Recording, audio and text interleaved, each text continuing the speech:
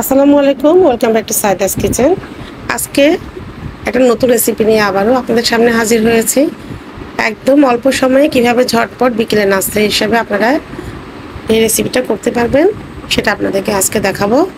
এখানে আমি দুটো আলু নিয়েছি, একটা গ্রেটার দিয়ে ঠিক এভাবে গ্রেট করে নিয়েছি। পারলে আপনারা ইচ্ছে করলে বটি দিয়ে এটাকে ভালোভাবে কুচি করে নিতে পারবেন। দেখুন এভাবে ঠিক আমি কুচি করে নিয়েছি। একটা বাটিতে নিয়ে নিলাম। এখন কিছু পেঁয়াজ কুচি দিয়ে দিলাম, একটু কাঁচামরিচ কুচি দিয়ে দিলাম, একটু রসুন বাটা দিয়ে দিলাম। এখন দিয়ে দিচ্ছি 2 চা চামচ কর্নফ্লাওয়ার। এখন দিয়ে দিচ্ছি একটু একটা ডিম,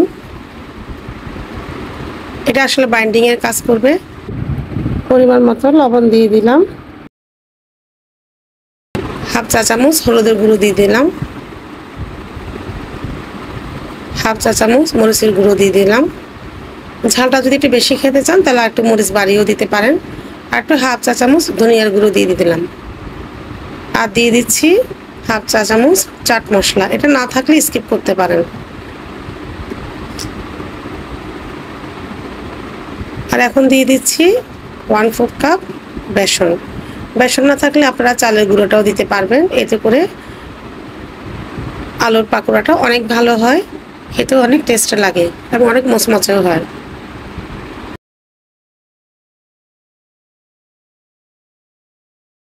তাতে আলুর পাকোড়াটা অনেক মচমচে হয়।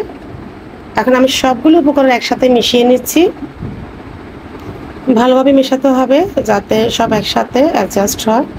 এখন আমি একটা প্যানে চলে গেলাম, তেলটা ভালো করে গরম করে নিয়েছি। এখন আলুর পাকোড়াগুলি একটা একটা করে দিয়ে দিচ্ছি।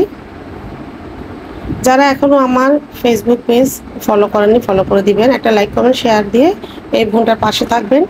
আর ইউটিউব চ্যানেল অবশ্যই একটা সাবস্ক্রাইব করে দিবেন। আপনাদের একটা কমেন্ট আসলে আমাদেরকে অনেক উৎসাহ দেয় রান্নাবান্নার কাজে। এখন আমি সবগুলো একসাথে উল্টিয়ে দিচ্ছি। দেখতেই পাচ্ছেন কালারটা খুবই সুন্দর হচ্ছে। এভাবে উল্টিয়ে দিতে হবে, তা না হলে একদম পুড়ে যাবে। আর চুলার আঁচটা মিডিয়াম টু লো মাঝামাঝি থাকবে, বেশি আঁচ দিতে যাবেন না, তাহলে পুড়ে যাবে। এই জন্য অল্প আঁচে এই পাকোড়াটা ভাজতে হয়। এখন আমি সব পাকোড়াগুলো একসাথে তুলিয়ে নিচ্ছি।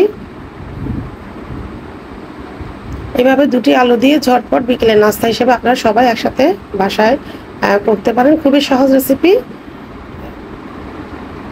খেতেও অনেক ভালো লাগে। আমি সব একসাথে তেল ছড়িয়ে উঠিয়ে নিয়েছি, দেখতেই পাচ্ছেন খেতে অনেক ভালো লাগে। বাসায় ট্রাই করবেন। হয়ে গেল আমার আলুর পাকোড়া। দেখতে যেমন ক্রিস্পি হয়েছে, খেতেও অনেক সুস্বাদু। আমি একটা আপনাদেরকে ভেঙে আপনাদের সাথে শেয়ার করছি।